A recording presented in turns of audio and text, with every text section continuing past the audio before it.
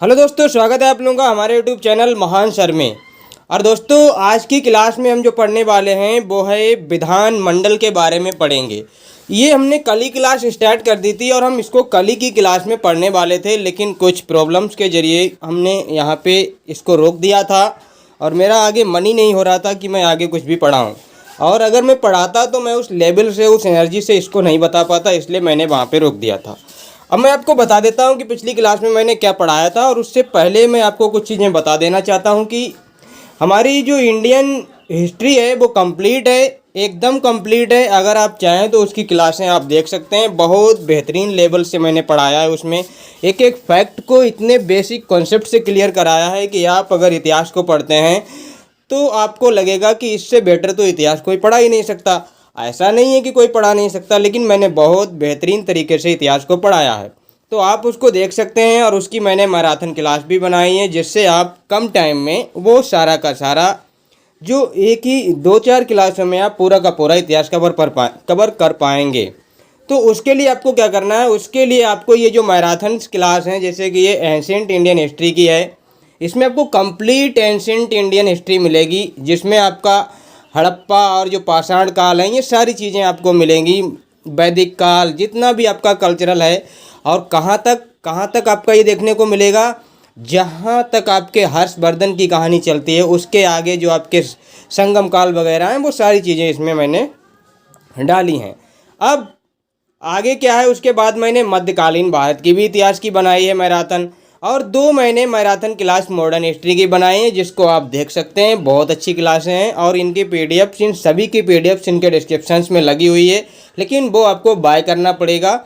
और अगर आप बाय करते हैं तो आपको एक ही बार में सारी पीडीएफ मिल जाएंगे, मतलब एक ही लिंक से आपको कंप्लीट पीडीएफ आपको मिल जाएगी, पूरी इंडियन हिस्ट्री की पीडीएफ आपको मिल जाएगी। अब आगे क्या है, हमने ज्योग्राफी की भी हमने मैराथन क्लास बना रखी है, तो मैराथन आप इनकी भी देख सकते हैं और इनकी भी पीडीएफ क्लास आपको इनमें मिल जाएगी। और ज्योग्राफी की मैंने 12 घंटे की, करीब 12-13 घंटे की मैराथन क्लासें हैं, जो कि 2 क्लासों में 6-6, 7-7 घंटे की आप उनको देखेंगे तो बहुत अच्छी तरह से अपने इंडियन ज्योग्राफी को कवर कर पाएंगे। और एक एक फैक्ट को बड़े ही क्लियर और क्रिस्टल वे में मैंने लगाया हुआ है, बहुत संजो कर, बहुत मतलब एकदम क्या बोलता हूँ, मैप के द्वारा उनको लिंक करके, और वो डिजाइन फॉर्म में मैंने इसमें रखा है। आप देखेंगे ना तो आपको समझ आएगा। आगे बढ़ते हैं, और आगे बढ़ते हैं तो हमने ये सारी चीज़ें कल पढ़ ली थी, और आज जो हम पढ़ने वाले हैं वो विधानमंडल के बारे में पढ़ेंगे। तो कहाँ पे हमारा विधानमंडल कहाँ गया, ये रहा आपका विधानमंडल। आज हमको जो पढ़ना है वो बेसिकली यहाँ से पढ़ना है। कहाँ से पढ़ना है हमको, यहाँ से ये वाला हमको चैप्टर पढ़ना है। और मैंने आपको बताया था ये जो राज्य, जो गवर्नमेंट है, यानी कि राज्य सरकार है, स्टेट गवर्नमेंट है, ये आपके पार्ट आपके किस में आती है, ये पार्ट आपके 6 में आती है। किस में आती है, पार्ट 6 में। ये मैंने आपको बता रखा है पिछली क्लास में। तो राज्य विधानमंडल भी आपका उसी में है। अब हम यहाँ से पढ़ने वाले थे, तो ये देखिए आर्टिकल 168 जो है वो राज्य विधानमंडल के बारे में बात करता है। जैसे कि संसद को हमने पढ़ा था, तो वो आर्टिकल 79 जो था वो संसद को रिप्रेजेंट करता था। वैसे ही आपका आर्टिकल 168 ये आपका राज्य विधानमंडल को इंडिकेट करता है, या उसके बारे में जानकारी देता है, या उसका उल्लेख करता है। अब जैसे हमने संसद को देखा था कि संसद के हमारे 3 पार्ट हुआ करते थे, प्रेसिडेंट, लोकसभा, राज्यसभा, वैसे ही हमारे राज्य विधानमंडल में भी आपके 3 पार्ट होते हैं, जिसमें आपका गवर्नर होता है यानी कि राज्यपाल, और विधानसभा और आपका विधान परिषद। ये क्या है, विधानसभा और विधान परिषद क्या है, ये आपके सदन हैं। जैसे कि लोकसभा और राज्यसभा संसद के सदन हुआ करते थे, वैसे ये आपके विधानसभा, विधान परिषद आपके विधानमंडल के सदन हैं। और ये जो राज्यपाल है ये इनका अंग है, मतलब 3 अंग हैं आपके किसके, राज्य विधानमंडल के, लेकिन सदन पूछे जाएं तो 2 ही हैं और अंग पूछे जाएं तो 3 हैं। अब राज्य में हम जो राज्यपाल का जो कॉन्सेप्ट है वो तो हम पढ़ चुके हैं, और कुछ छोटी मोटी जानकारियां अगर होंगी भी तो ये इसमें कवर हो जाएंगी, क्योंकि हर चीज़ का अपना एक टाइम होता है, उसके साथ उसका लिंकन होता है, वो वहाँ पे उसकी चीज़ें मिल जाती हैं। अब हम राज्य विधानमंडल को पढ़ेंगे और विधान परिषद को पढ़ेंगे। देखिए कुछ चीज़ें जो हम इनकी पढ़ने वाले हैं, तो देखिए इनमें मैं आपको पहले ही बता देता हूँ। आपको यहाँ पे जो आर्टिकल्स में पढ़ाऊँगा, आर्टिकल्स बोले तो जो अनुच्छेद हैं, वो अब एक क्रोनोलॉजिकल ऑर्डर में नहीं हो सकते हैं। मतलब जहाँ तक कोशिश है मेरी, वो क्रोनोलॉजिकल ऑर्डर में ही रहेंगे, लेकिन कहीं कहीं पे आपको आर्टिकल कोई पहले कोई बाद में, कोई पहले कोई बाद में आपको देखने को मिलेगा। क्यों? क्योंकि वो कॉन्सेप्ट के जरिए आपको समझ में आएगा। क्योंकि अगर हम आर्टिकल के जरिए देखेंगे तो हमारा कॉन्सेप्ट सही नहीं बैठेगा, लेकिन हम कॉन्सेप्ट के जरिए देखेंगे तो हमको आर्टिकल भी याद होंगे और पूरा का पूरा जो संविधान है, पूरा का पूरा जो हमारा राज्य विधानमंडल है, एकदम हमारे दिमाग में फिट बैठ जाएगा। तो कैसे करना है? देखिए, कहीं कहीं पे तो हम इन दोनों चीज़ों को एक साथ लेके पढ़ेंगे। मतलब सर, राज्य विधानमंडल का जो विधानसभा है और विधान परिषद है, दोनों को एक साथ देखेंगे, और कुछ चीज़ें इनकी मतलब सेपरेट देखेंगे, अलग अलग देखेंगे कि हम विधानसभा को अलग पढ़ेंगे और विधान परिषद को अलग पढ़ेंगे। लेकिन कुछ चीज़ें हम इनकी क्या है, पैरेलल देखेंगे। अब वो क्या है वो आपको मैं बताऊंगा। अब देखिए, सबसे पहले तो यहाँ पे देखिए, ये जो विधानसभा है, ये आर्टिकल 170 में इसकी जानकारी मिलती है। और ये जो है निम्न सदन है और प्रथम सदन है। क्या है? विधानसभा आपका सबसे क्या है, निम्न सदन भी है और प्रथम सदन भी है। और जो विधान परिषद है, ये आपका उच्च सदन है और द्वितीय सदन है। अब यहाँ पे विधानसभा की जानकारी आपको 170 में मिलती है और विधान परिषद की जानकारी आपको 171 में मिलती है। तो सर, आर्टिकल 169 कहाँ गया? आर्टिकल 169 ये क्या बोल रहा है? यहाँ पर भी तो आपने विधान परिषद को लिख रखा है। आते हैं उस पर, पहले थोड़ी बात इधर कर लेते हैं। अब देखिए, विधान परिषद और जो विधानसभा है ना, ये स्टेट गवर्नमेंट के दो सदन होते हैं। लेकिन क्या है, हर स्टेट में आपकी दोनों ये सभाएं नहीं है, दोनों सदन नहीं है। हर स्टेट में आपका विधानसभा तो मिलेगा, लेकिन विधान परिषद हर स्टेट में मिले ऐसा मुमकिन नहीं है, ऐसा ज़रूरी नहीं है। केवल और केवल भारत में ऐसे 6 राज्य हैं जिनमें आपके विधान परिषद देखने को मिलती हैं। जैसे कि आपका उत्तर प्रदेश है, आपका बिहार है उत्तर प्रदेश से लगा हुआ, और आपका महाराष्ट्र है जिसमें आपकी विधानसभा और विधान परिषद देखने को मिलेगी, और कर्नाटक में भी आपको विधान परिषद मिलेगी, और आपको आंध्र प्रदेश में भी विधान परिषद मिलेगी, और तेलंगाना में भी आपकी विधान परिषद मिलेगी। तो ये वो राज्य हैं, इनको आप याद रखना। कैसे याद रखना है ये आपकी जिम्मेदारी। देखिए, मैं तो यूपी बिहार को एक साथ में पढ़ लेता हूँ, और जो आपका कर्नाटक आंध्र प्रदेश और तेलंगाना है ना, ये बिल्कुल साउथ इंडिया के क्षेत्र हैं। तो इनको मैं एक साथ पकड़ लेता हूँ कि कर्नाटक आंध्र प्रदेश तेलंगाना में आपकी क्या है, तमिलनाडु को छोड़ देता हूँ।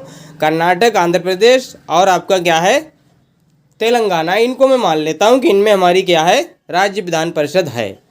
और एक महाराष्ट्र को मैं मान लेता हूँ, क्योंकि महाराष्ट्र एक बहुत बड़ा मतलब एक स्टेट है, और वो हमारा जो मुंबई है ना, ये फिल्मी दुनिया का बहुत बड़ा एक क्षेत्र है। उससे मतलब थोड़ा हाईलाइट कर लेता हूँ कि ये बहुत अच्छा क्षेत्र है, और बहुत मतलब जो भारत की जो आर्थिक राजधानी कही जाती है ना, वो मुंबई कही जाती है। तो वहाँ तो विधान परिषद होना ही चाहिए। इस तरह से मैं कुछ आइडिया लगा लेता हूँ और याद रहता है।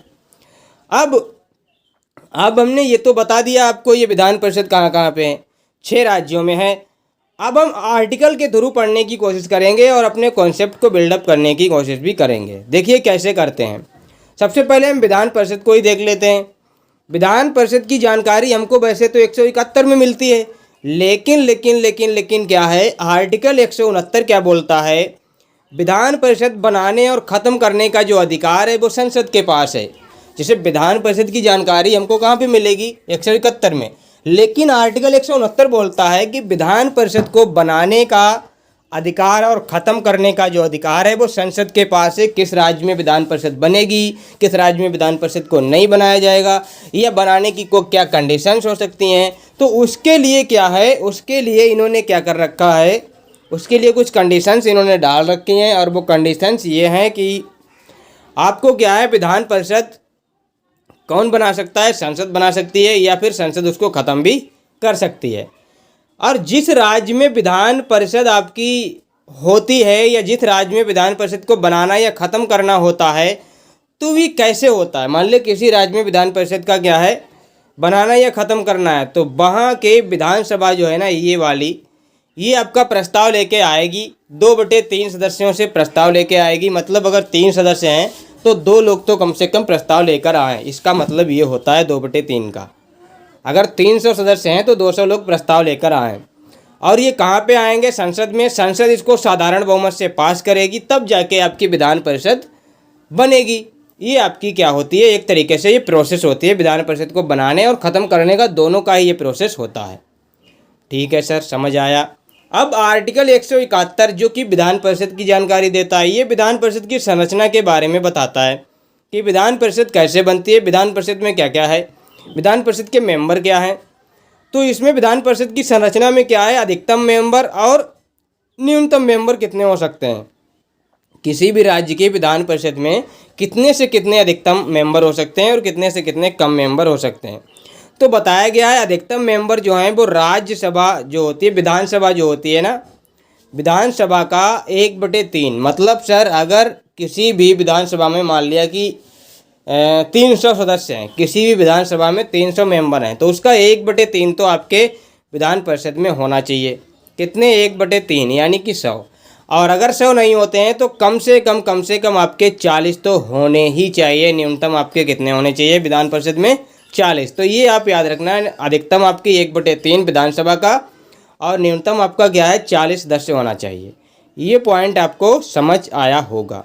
आगे बढ़ते हैं और आगे बढ़ते हैं तो और चीज़ें देखते हैं, जिसमें हम आर्टिकल 170 को देखते हैं, जहाँ पे हम विधानसभा के बारे में देख लेते हैं। हमने विधान परिषद को देख लिया, उसकी संरचना देख ली, और हमने क्या देखा, उसको बनाने और ख़त्म करने का जो अधिकार है वो संसद के पास है और आर्टिकल 169 में है। अब हम क्या देखते हैं, आर्टिकल 170 को देखते हैं और ये विधानसभा की संरचना के बारे में बात करता है। अधिकतम जो सदस्य हैं वो आपके कितने हैं, इसमें 500 सदस्य हैं, और जो न्यूनतम सदस्य होने चाहिए वो आपके 60 से कम नहीं होने चाहिए। देखिए विधानसभा क्या कहती है कि विधानसभा में अधिकतम सदस्य आपके 500 हो सकते हैं, लेकिन जो न्यूनतम सदस्य की बात करता है वो 60 के बारे में बात करता है कि 60 से कम नहीं होने चाहिए। लेकिन आपको देखने को मिलेगा आर्टिकल 371 में क्या बोला गया है, ये देखिए, कुछ राज्यों में जनसंख्या के आधार पर विशेष प्रावधान भी दिए गए हैं। सर क्या मतलब है इसका, आपने तो कहा 60 से कम नहीं होना चाहिए। यहाँ पे तो आपका सिक्किम में आपका 32 दिखा रहा है, मिजोरम में 40, गोवा में 40। ये सर क्या है, देखिए मैंने आपको बताया कि 60 से कम नहीं होना चाहिए, लेकिन ऐसा भी तो नहीं हो सकता है कि वहाँ पे जनसंख्या है ही नहीं कुछ राज्यों में और आपकी सीटें बढ़ा दी जाएं। तो ऐसा नहीं हो सकता है। जनसंख्या का कुछ अनुपात देखा जाता है, कुछ जनसंख्या का बेच लिया जाता है, तब जाके वहाँ की सीटें निर्धारित होती हैं। और कुछ राज्यों में जैसे कि सिक्किम, गोवा, मिजोरम में आपका ये कॉन्सेप्ट है। देखिए सिक्किम में 32 हैं, सिक्किम में 32 हैं, मिजोरम, गोवा में आपकी क्या हैं, 40-40 हैं।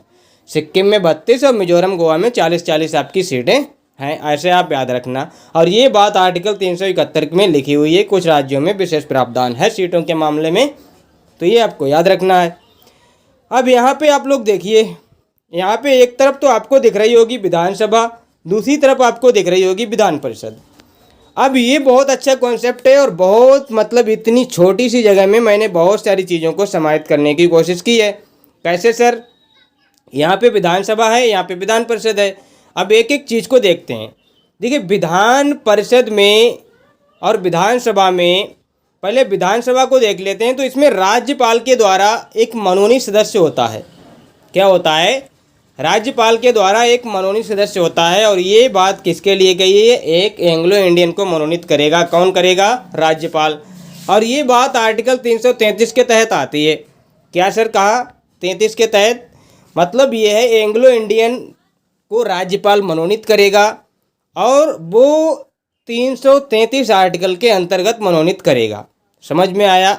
लेकिन क्या हुआ, इस आर्टिकल को क्या है, ये जो आपका क्या है एंग्लो इंडियन वाला जो कॉन्सेप्ट है, इसको समाप्त कर दिया गया है 194वें संविधान संशोधन जो 2019 में आया था, उसके जरिए इस व्यवस्था को समाप्त कर दिया। अब राज्यपाल किसी भी जो क्या बोलता हूँ एंग्लो इंडियन को मनोनीत नहीं करता है। और बाकी जो है, बाकी सभी प्रत्यक्ष निर्वाचित होंगे। बाकी सभी खिलाड़ी बोले तो बाकी सभी सदस्य जो हैं विधानसभा में प्रत्यक्ष निर्वाचित होते हैं। जैसे कि आपकी जो यूपी की जो विधानसभा है उसमें 403 सदस्य हैं, तो उसमें से एक तो आपका क्या हो रहा था, एंग्लो इंडियन मनोनीत हो रहा था, लेकिन अब वो भी नहीं हो रहा है। तो अब जो बाकी क्या है, वैसे तो सभी हैं, लेकिन अब तो क्या है, सभी सदस्य आपके क्या है निर्वाचित हो रहे हैं, सभी सदस्य आपके निर्वाचित हो रहे हैं। और ये कैसे आते हैं निर्वाचित होकर, बहुमत व्यवस्था पे आते हैं। मतलब जिसको ज़्यादा बहुमत मिलता है, जिसको ज़्यादा मत मिलते हैं, जिसको ज़्यादा वोट मिलते हैं, वो व्यक्ति आपका विधानसभा का सदस्य बन के आता है जब विधानसभा का चुनाव होता है तो। लेकिन सिक्किम और नागालैंड में थोड़ा कॉन्सेप्ट अलग है। कैसे कॉन्सेप्ट अलग है सर? क्योंकि यहाँ पे हमने एक बात लिखी है, ये प्रत्यक्ष चुनाव होता है, इनका डायरेक्ट इलेक्शन होता है, ऐसा नहीं है। इनका जो सीधा सीधा चुनाव जनता के द्वारा होता है, जनता इसमें वोट करती है और ये प्रत्यक्ष चुनाव होता है। लेकिन सिक्किम है, नागालैंड है, ये कुछ ऐसे राज्य हैं जिनमें इनका जो चुनाव है वो अप्रत्यक्ष रूप से भी होता है विधानसभा का। तो ये बात आपको समझ आई होगी कि कौन कौन कहाँ से चुना जाता है, कैसे क्या होते हैं। अब जो विधान परिषद है इसमें क्या है, 1/6 सदस्यों को राज्यपाल मनोनीत करेगा। 1/6 सदस्यों को राज्यपाल मनोनीत करता है और बाकी जो 5/6 बचते हैं उनको क्या करता है, उनका है निर्वाचन होता है। वो कहीं ना कहीं से चुने जाते हैं, कहीं ना कहीं से उनका इलेक्शंस होता है, तब जाके वो इसके सदस्य बनते हैं। अब ये जो आपके मनोनीत होते हैं 1/6 का मतलब सर क्या है, जैसे कि 600 सदस्य हैं तो आपके कितने मतलब 60 सदस्य हैं। 60 मानिए, 600 तो बहुत हो जाते हैं क्योंकि विधान परिषद में 60 थे, वैसे तो 40 से न्यूनतम हो नहीं सकते हैं, लेकिन मान लिया कि अगर 60 सदस्य हैं तो उसका 1/6 करेंगे तो 10 सदस्य आपके निकल के आएंगे। तो 10 सदस्य आपके क्या होंगे, ये राज्यपाल मनोनीत करेगा और बाकी जो आपके 50 सदस्य बचेंगे उनका आपका क्या होगा, चुनाव होगा, उनका इलेक्शंस होगा, उनको निर्वाचन किया जाएगा। अब ये जो निर्वाचित होंगे ये कहाँ से होंगे, साहित्य है, समाज है, सेवा है, कला है, विज्ञान है, सहकारी संस्था है।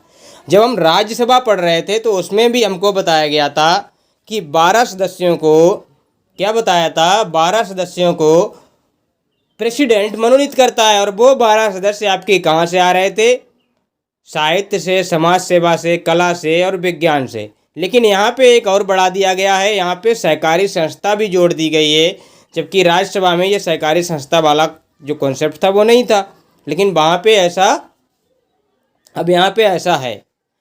और बाकी जो 5/6 सदस्य निर्वाचित होते हैं इनके लिए क्या क्या कंडीशंस है, देखिए पहला कंडीशंस क्या है ये वाला, कि उनमें से 1/3 सदस्य जो हैं वो आपके स्थानीय स्वशासन यानी ग्राम पंचायत जो होते हैं ना, जो प्रधान होता है, बीडीसी मेंबर होते हैं, इनको क्या है इसका सदस्य बनाया जा सकता है, इनको इनका निर्वाचन इनके द्वारा मतलब होता है।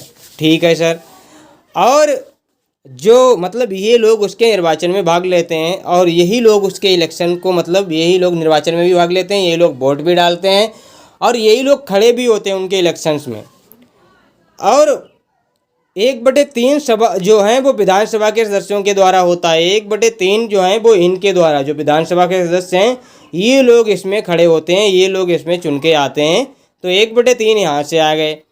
और 1/12 जो हैं वो माध्यमिक और उच्च शिक्षण संस्थान, जैसे कि आपके माध्यमिक बोले तो आपके जूनियर स्कूल हुआ और आपके उच्च आपके बोले तो आपके इंटर हाई स्कूल, या फिर आपका जो ग्रेजुएट वाले जो होते हैं ना, डिग्री कॉलेज होते हैं ना, उनसे भी आपका क्या है ये लोग आ सकते हैं। वो कौन होंगे, वो टीचर्स होंगे। और वो टीचर्स कौन होंगे, वो टीचर्स आपके कौन होंगे, वो टीचर्स आपके क्या होंगे, ये होंगे कि 3 साल जो शिक्षण कर रहे हों, लगातार 3 साल से टीचिंग कर रहे हों, वो लोग होंगे, वो लोग इसमें निर्वाचित हो सकते हैं। और 1/12 वो लोग होते हैं जिनको मतलब स्नातक छात्र हैं जो कि लगभग 3 साल से ग्रेजुएट हैं, वो लोग इसमें क्या हैं निर्वाचित हो सकते हैं। तो ये इनके क्या होते हैं, विधानसभा में ये क्या होते हैं, सदस्य होते हैं। अब आगे बढ़ते हैं और आगे बढ़ते हैं तो हम विधानमंडल के बारे में पढ़ते हैं। और यहाँ पे हम विधानमंडल के बारे में जो पढ़ रहे हैं, मतलब पढ़ तो अभी भी विधानमंडल के बारे में ही रहते हैं, लेकिन यहाँ पे कॉन्सेप्ट क्या है, एक आर्टिकल है 172 जो राज्य के विधानमंडल के सदनों की अवधि के बारे में बताता है कि कौन सा सदन कब तक टिकेगा, किस सदन की कितनी कार्यकाल है, ये सारी बात कहते हैं। तो देखिए यहाँ पे मैंने एक तरफ विधानसभा कर दिया, एक तरफ आपकी विधान परिषद कर दी है, ताकि आपको समझने में कोई प्रॉब्लम ना हो। अब देखिए विधानसभा जो है वो प्रथम, निम्न व अस्थायी सदन है। अस्थायी मतलब ये कभी भी भंग हो सकता है। और जो विधान परिषद है ये द्वितीय, उच्च व स्थायी सदन होता है। कैसा होता है, स्थायी सदन होता है। अब ये जो है आपका विधानसभा ये विघटित या भंग हो सकता है, लेकिन जो विधान परिषद है ये समाप्त हो सकता है लेकिन भंग नहीं हो सकता है। मतलब इसको डिजोल्व नहीं किया जा सकता, इसको समाप्त किया जा सकता है। सर कहना क्या चाह रहे हैं, मतलब किसी भी राज्य में अगर विधान परिषद है तो उसको ख़त्म किया जा सकता है हमेशा हमेशा के लिए कि अब इस राज्य में विधान परिषद नहीं होगी, लेकिन ऐसा नहीं हो सकता है विधान परिषद को डिजोल्व कर दिया जाए 5 साल के लिए, 6 साल के लिए। जैसे कि मतलब हर 5 साल में लोकसभा, मतलब लोकसभा बोलें या विधानसभा बोलें, ये डिजोल्व होती हैं, भंग होती हैं और फिर से इनके क्या होते हैं, चुनाव होते हैं। लेकिन विधान परिषद के मामले में ऐसा नहीं है, वो भंग नहीं होती है। उसके बारे में मैं आपको आगे बताता हूँ। अब इनका जो कार्यकाल होता है ना, विधानसभा के सदस्यों का जो कार्यकाल होता है वो 5 वर्ष होता है, और जबकि यहाँ पे जो कार्यकाल होता है वो 6 वर्ष होता है। विधान परिषद के सदस्यों का कार्यकाल 6 वर्ष होता है। आपातकाल के मामले में एक बार में 1 वर्ष तक के लिए विधानसभा का कार्यकाल बढ़ाया जा सकता है। विधानसभा का कार्यकाल आपातकाल के मामले में 1 वर्ष में एक बार में 1 वर्ष के लिए बढ़ाया जा सकता है, बढ़ सकता है। अब यहाँ पे ये जो 6 वर्ष का कार्यकाल इनका दिया है सदस्यों का, इनमें क्या होता है, प्रत्येक 2 साल में, हर 2 साल में 1/6 सदस्य, 1/6 नहीं है मेरे ख्याल से, यहाँ पे 1/3 है।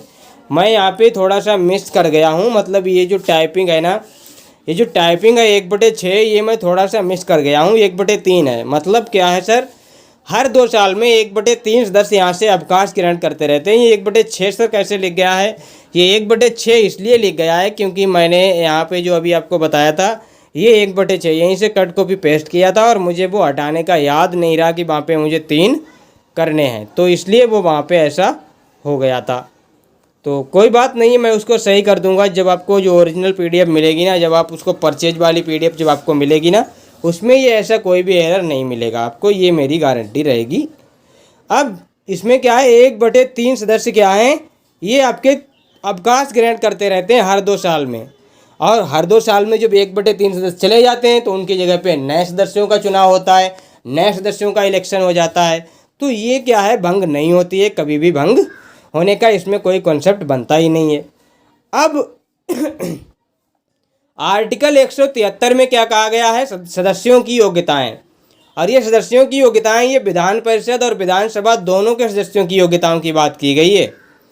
क्या की गई है, देखिए यहाँ पे मैं इधर वाला जो कॉलम है ये विधान परिषद का है और ये आपका क्या है, विधानसभा का है। अब देखिए यहाँ पे, अगर विधानसभा का सदस्य आपको बनना है तो आपकी 25 साल आपकी एज होनी चाहिए, 25 वर्ष की आयु आपकी होनी चाहिए, और अगर विधान परिषद का सदस्य बनना है तो आपकी आयु 30 वर्ष की होनी चाहिए। और उसके साथ साथ आपको क्या है, भारत का नागरिक होना पड़ेगा। देखिए ये वाला जो आयु वाला कॉन्सेप्ट है ये अलग अलग है, यहाँ पे विधानसभा में 25 है और विधान परिषद में 30 है। बाकी सारा का सारा डाटा जो यहाँ पे ये लिखा है ये सेम है। मैंने यहाँ पे इसलिए नहीं लिखा, क्यों फालतू में ये डाटा लिखूँ मैं, बाकी सारा का सारा जब सेम ही है तो एक ही जगह लिखा रहने देता हूँ।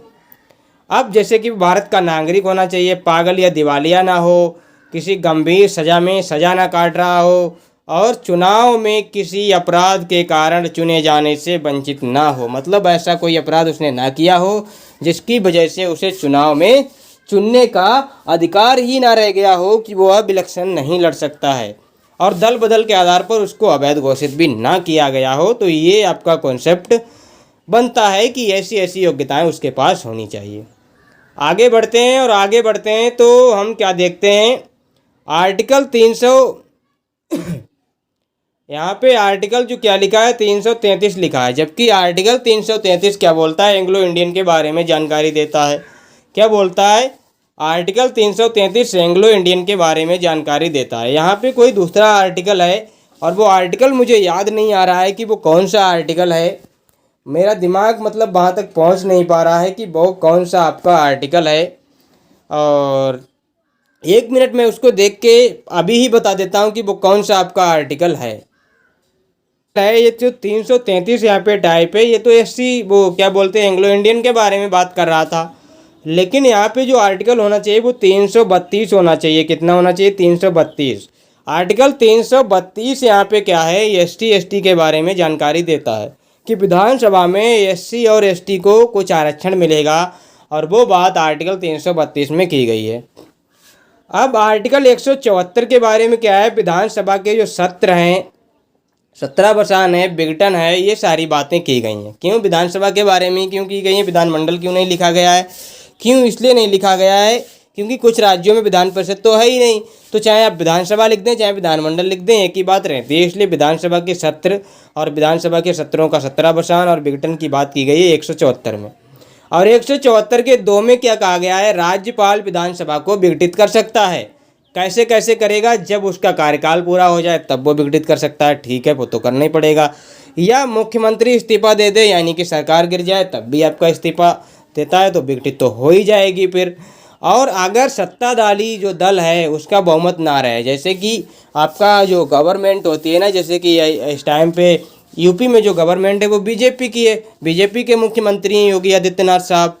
तो अगर क्या हो जाए, ये जो योगी आदित्यनाथ साहब हैं ये अपना बहुमत सिद्ध ना कर पाएँ और इनका जो बहुमत है वो बहुमत ना रहे, तब भी आपका क्या है, राज्यपाल विधानसभा को भंग कर सकता है। या फिर अगर राज्य में क्या हो जाए, राष्ट्रपति शासन का लग जाना, तब भी आर्टिकल 356 क्या कहता है, अगर किसी भी राज्य में राष्ट्रपति शासन लगा हुआ है तो उस राज्य की विधानसभा भंग हो जाती है या भंग हो सकती है, और राज्यपाल को ऐसा करने का अधिकार है। और जो विधानसभा के चुनाव है ना, विधानसभा का जो इलेक्शन है वो आपका राज्य चुनाव आयोग मतलब भारत चुनाव आयोग कराता है। भारत का चुनाव आयोग, यानी कि जिसको बोलते हैं, क्या बोलते हैं, इलेक्शन कमीशन ऑफ इंडिया बोलते हैं ना, भारतीय निर्वाचन आयोग जो होता है ना, यह भारत का चुनाव आयोग बोल लीजिए, ना कि राज्य का चुनाव आयोग। तो जो इलेक्शंस कराता है ना विधानसभा विधान परिषद वाले, ये कौन कराता है, भारत का चुनाव आयोग कराता है, ना कि राज्य का चुनाव आयोग। राज्य का चुनाव आयोग ये किसके इलेक्शंस कराता है, लोकल गवर्नमेंट के इलेक्शंस कराता है। ये स्थानीय स्वशासन जो होता है ना, ग्राम पंचायत हुआ, आपका ग्राम परिषद हुआ, जो भी हुआ आपका क्या हुआ, क्षेत्र पंचायत हुआ, इन सब के कराता है। और जो नगर पालिकाएँ होती हैं उनके कराता है। आर्टिकल 175 क्या कहता है, सदनों में भाषण एवं संदेश भेजने का जो अधिकार है वो राज्यपाल के पास होगा।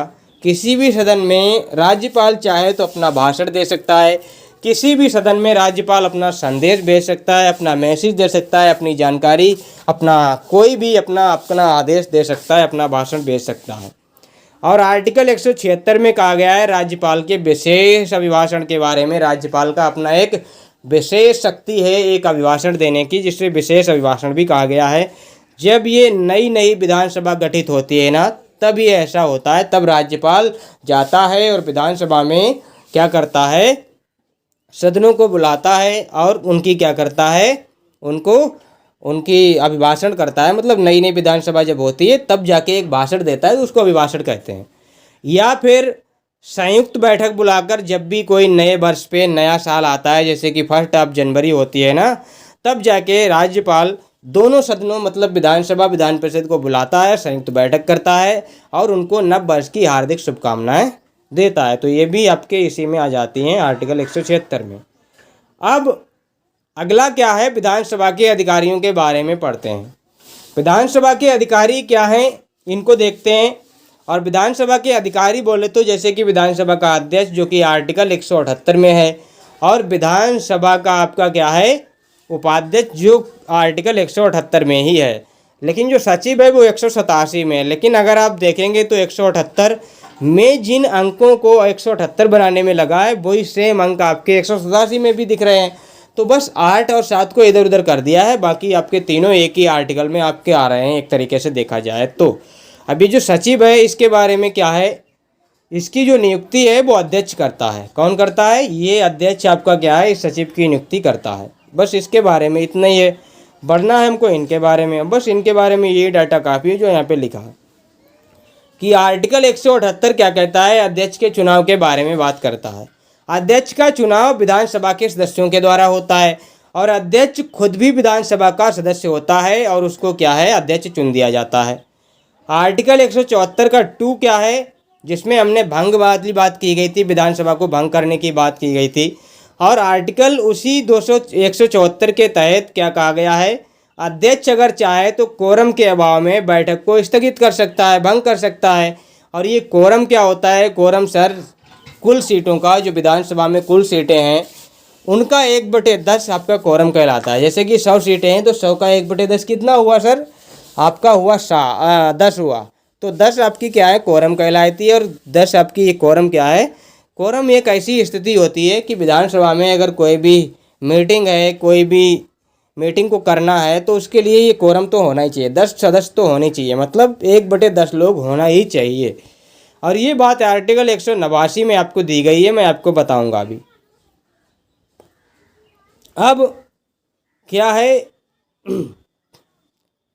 आर्टिकल 179, इसमें क्या कहा गया है, उपाध्यक्ष और अध्यक्ष, अध्यक्ष और उपाध्यक्ष को पद से हटाया जाना, पद त्याग या पद मुक्ति की बात की गई है। मतलब ये है कि अध्यक्ष अपना क्या कर सकता है, इस्तीफा भी दे सकता है, उसको हटाया भी जा सकता है, उसके पद की मुक्ति भी हो सकती है। तो ये सारी बातें अध्यक्ष और उपाध्यक्ष के बारे में क्या है, ये पद से मतलब हटने की बात की गई है। अब चाहे उसे हटाया जाए या फिर वो हटे। आर्टिकल 180 क्या बोलता है, अध्यक्ष के रूप में, अध्यक्ष के रूप में उपाध्यक्ष या अन्य व्यक्ति की कार्य करने की शक्ति के बारे में बात करता है। 180 क्या कहता है, अगर अध्यक्ष नहीं है तो अध्यक्ष की जगह पे उपाध्यक्ष कार्य करेगा, अगर उपाध्यक्ष भी नहीं है तो कोई अन्य व्यक्ति वहाँ पे आके कार्य करेगा, ऐसी बात लिखता है। और आर्टिकल 181 में क्या कहा गया है, अध्यक्ष और उपाध्यक्ष जब भी पद से हटाए जाने का संकल्प इनका विचाराधीन होगा तब ये पद ग्रहण नहीं करेंगे, यानी कि ये पीठासीन अधिकारी नहीं होंगे, ये अपने पद पे नहीं होंगे, ऐसा इसमें कहा गया है। और आर्टिकल 89 में 189 में कहा गया है गणपूर्ति। गणपूर्ति सर क्या होता है, यही जो कोरम है ना, इसी को गणपूर्ति कहा गया है। और ये क्या है, सदन की वह न्यूनतम संख्या जिसमें कार्रवाई चलती है। मतलब वह न्यूनतम संख्या जिसमें सदन में कार्रवाई अगर कोई करनी हो तो सदन की कार्रवाई को जारी रखा जाए, वो गणपूर्ति कहलाती है। और गणपूर्ति के लिए कुल सीटों का 1/10 होना बहुत ज़रूरी है। अब आर्टिकल 189 के 92 और 89 के 3 में क्या कहा गया है कि अध्यक्ष जो है अपना निर्णायक मत दे सकता है, क्योंकि हर एक उसमें पक्ष और विपक्ष तो होता ही है, और जिसमें पक्ष और विपक्ष होगा तो उसमें वोटिंग से किसी भी प्रस्ताव पे कोई भी कानून बनता है तो उस पर उन दोनों का मत लिया जाता है, और उन मत में देखा जाता है कौन सा मत, मतलब इसमें जब भी मतलब पक्ष और विपक्ष में क्या होता है, मत पड़ते हैं और ऐसी स्थिति आ जाती है कि उनमें बराबरी की स्थिति आ जाती है, तब अध्यक्ष अपना निर्णायक मत दे सकता है। लेकिन ये बराबरी की स्थिति में वैसे इसका कोई मतलब बनता ही नहीं है। 183 मतलब 189 के 3 में विधानमंडल क्या है, संयुक्त अधिवेशन का प्रावधान नहीं रखता है। क्या कहा गया, इसमें संयुक्त अधिवेशन को नहीं बुलाया जा सकता है। ये संयुक्त अधिवेशन केवल नई लोकसभा मतलब नए वर्ष में ही गठित होता है, जब विधानसभा और विधान परिषद में क्या होता है, राज्यपाल को क्या करना होता है, हार्दिक शुभकामनाएं देनी होती हैं नव वर्ष की। अब विधानसभा अध्यक्ष जो है विधानसभा अध्यक्ष जो है वो राज्य विधानमंडल के प्रति उत्तरदायी होता है। विधानसभा का जो अध्यक्ष है ना, वो राज्य के विधानमंडल के प्रति उत्तरदायी होता है। और जो विधानसभा है, विधानसभा यानी कि जो विधानसभा, चाहे आप विधानसभा बोल लें चाहे विधानमंडल बोल लें, विधानसभा की जो शक्ति है वो राज्य सूची के विषयों पे कानून बनाने की है, वो उन पे कानून बना सकती है। आपको पता होगा कि 7वीं अनुसूची है जो संविधान की, जिसमें शक्तियों का बंटवारा किया गया है, पावर का डिवीजन किया गया है, जिसमें आपकी एक संघ सूची है, राज्य सूची है और समवर्ती सूची है। और ये जो सूचियाँ हैं इनमें क्या है, इनमें अलग अलग विषय हैं। जैसे कि पहले आपके जो संघ सूची हुआ करती थी ना, उसमें 97 विषय होते थे। अब कितने हैं विषय सर, अब इसमें कितने हैं, 100 विषय हैं। और पहले ऐसे ही राज्य सूची में आपके 66 विषय होते थे, अब इतने कितने रह गए, अब आपके 61 विषय रह गए हैं राज्य सूची में। और समवर्ती सूची में पहले आपके 47 हुआ करते थे, और अब किस में कर दिए गए हैं, अब ये 52 आपके क्या कर दिए गए हैं, आपके 52 आपके विषय कर दिए गए हैं समवर्ती सूची में। तो ये आपको पता होना चाहिए, इनके आपके सब्जेक्ट पता होने चाहिए, किसमें कितने सब्जेक्ट हैं, विषय हैं। और समवर्ती सूची के विषयों पर संसद और विधानमंडल दोनों ही कानून बना सकते हैं, लेकिन प्राथमिकता किसको दी जाएगी, प्राथमिकता संसद के द्वारा बनाए गए कानून को दी जाएगी। मंत्रिपरिषद सामूहिक रूप से विधानसभा के प्रति उत्तरदायी होती है, और विधानसभा अध्यक्ष जो होता है वो भी विधानसभा के प्रति उत्तरदायी होता है या राज्य के विधानमंडल के प्रति उत्तरदायी होता है। अब आर्टिकल 2 नीचे लिखे हुए हैं, बहुत इंपॉर्टेंट आर्टिकल हैं, कि आर्टिकल 266 के 1 में क्या कहा गया है कि राज्य की संचित निधि विधानसभा का नियंत्रण रखती है। मतलब राज्य की संचित निधि पर विधानसभा का नियंत्रण होता है। राज्य की जो संचित निधि होती है ना सर, उस पर विधानसभा का नियंत्रण होता है। और जो आर्टिकल 202 है ना, जैसे कि हमने देखा था आर्टिकल 112 मैंने शायद बताया था, जिसमें आपका बताया था संसद में आपका क्या है, वार्षिक वित्तीय विवरण के बारे में बात करता है, बजट के बारे में बात करता है। ऐसे ही आर्टिकल 202 में क्या है, ये राज्य के वार्षिक वित्तीय विवरण की बात करता है, जो कि विधानसभा में पेश होता है। और वो कहाँ पेश हो रहा था, लोकसभा में पेश हो रहा था। अब आगे हम पढ़ते हैं तो विधान परिषद के बारे में देख लेते हैं, और हमारी क्लास का बिल्कुल ये लास्ट पॉइंट है, विधान परिषद के अधिकारी। इसमें भी क्या है, सभापति हैं, उपसभापति हैं, और आपके क्या हैं, सचिव हैं। अब इसमें भी देखिए, सचिव तो आपका उसी में है, आर्टिकल 187 में ही दिया गया है, और जो सभापति है वो आपका आर्टिकल 182 में है, और उपसभापति भी आपका आर्टिकल 182 में है, यानी ये दोनों एक ही आर्टिकल में मिलते हैं। अब आर्टिकल जो 183 है वो सभापति और उपसभापति को पद से हटाए जाने की बात करता है, जैसे कि हमने अभी उसमें देखा था विधानसभा वाले में से, बिल्कुल वही पॉइंट है। आर्टिकल 184 में क्या है, सभापति के रूप में उपसभापति एवं अन्य व्यक्ति की कार्य करने की शक्ति, यानी कि उपसभापति नहीं है तो उपसभापति उसके कार्य को करेगा, और इसका सभापति का जो इलेक्शंस होगा, चुनाव होगा, वो उसके सदस्यों से ही होगा, और जो इस सचिव की नियुक्ति करेगा वो सभापति ही करेगा। तो ये बात तो बेसिक बातें हैं जैसे कि उसमें थी, बिल्कुल एग्जीक्यूटिव वही बातें हैं, बस आर्टिकल आपके बदले हुए हैं लेकिन चीज़ें वही हैं। जैसे कि सभापति और उपसभापति को पद से हटाए जाने का जब विचार मतलब संकल्प क्या है, उनको विचाराधीन हो तो पद ग्रहण नहीं करते हैं वो लोग। और अध्यक्ष और उपाध्यक्ष, अब आर्टिकल जो 186 है इसमें बात थोड़ी अलग आ गई है। इसमें जो अध्यक्ष है, उपाध्यक्ष है, सभापति है और सभापति, इनके वेतन और भत्ते सबके दिए गए हैं। ऐसे ही आर्टिकल 188 में इन सबके वेतन की बात नहीं, इनकी शपथ की बात की गई। इनको शपथ कौन दिलाएगा, इनको शपथ दिलाएगा आपका कौन दिलाएगा इनको शपथ, राज्यपाल इनको सभी को शपथ दिलाएगा। अब 2 पॉइंट हैं इनके बिल्स के बारे में, एक साधारण बिल के बारे में, एक विधेयक के बारे में। मैं बहुत ज़्यादा डिटेल में नहीं लेके आया हूँ, बस बेसिक चीज़ें हैं, समझ लीजिए। विधान परिषद मतलब विधानसभा और विधान परिषद और राज्यपाल, इन तीनों को देख लीजिए। कोई भी आपका बिल आता है वो चाहे किसी में भी आ सकता है, साधारण अगर बिल है तो वो कहीं भी आ सकता है। मान लिया कि विधानसभा में आता है और विधानसभा से बाद में आपका विधान परिषद में जाएगा, जब यहाँ से पास होगा तब यहाँ पे जाएगा।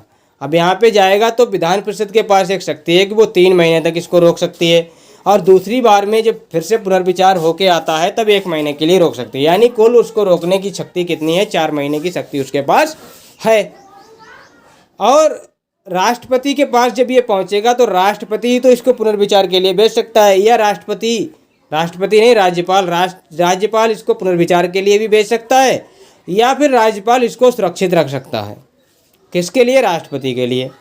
लेकिन धन विधेयक जो है उसमें राज्यपाल की पूर्व अनुमति से ही इसको लाया जाता है विधानसभा में, और 14 दिन तक आपकी विधान परिषद इसको रोक सकती है, और इसको पास करने के लिए राज्यपाल बाध्य है। मतलब इसको तो करना ही पड़ेगा। क्यों करना पड़ेगा, क्योंकि इसकी अनुमति से तो ये आया ही है, तो राज्यपाल इसको पास करता ही करता है। तो ये 2 बात आपकी विधेयक से संबंधित थी। और आज की क्लास जो है दोस्तों वो यहीं तक रहती है। और अगर क्लास आपको अच्छी लगी है तो क्लास को लाइक करें और कमेंट करें, कमेंट करके बताएं कि आपको क्लास कैसी लगती है। अगर अच्छी लगती है तो अगर आप कमेंट करते हैं तो हमें मोटिवेशन मिलता है। आप कुछ भी कमेंट करते हैं हमें थोड़ा अच्छा लगता है। और अगर आपको हमारा पढ़ाना अच्छा लगता है और हमारा चैनल पे आपको ये जो कंटेंट मिल रहा है अच्छा लगता है तो चैनल को सब्सक्राइब कर लें और बेल आइकन को भी प्रेस कर लें, ताकि ऐसी वीडियो आप लोगों को मिलती रहे। और अगर आपको PDF चाहिए, क्लास PDF चाहिए, तो आप क्या करिए, ये हमारा टेलीग्राम चैनल है, महान सर के नाम से चैनल मिल जाएगा, और आप इसको ज्वाइन कर लेना। आपको क्या है, इस पे इसकी PDFs मिलती रहेंगी। कल की PDF और आज की PDF आपकी कंबाइंड PDF है, दोनों को मैं एक साथ दे दूंगा और आप उसको पढ़ सकते हैं।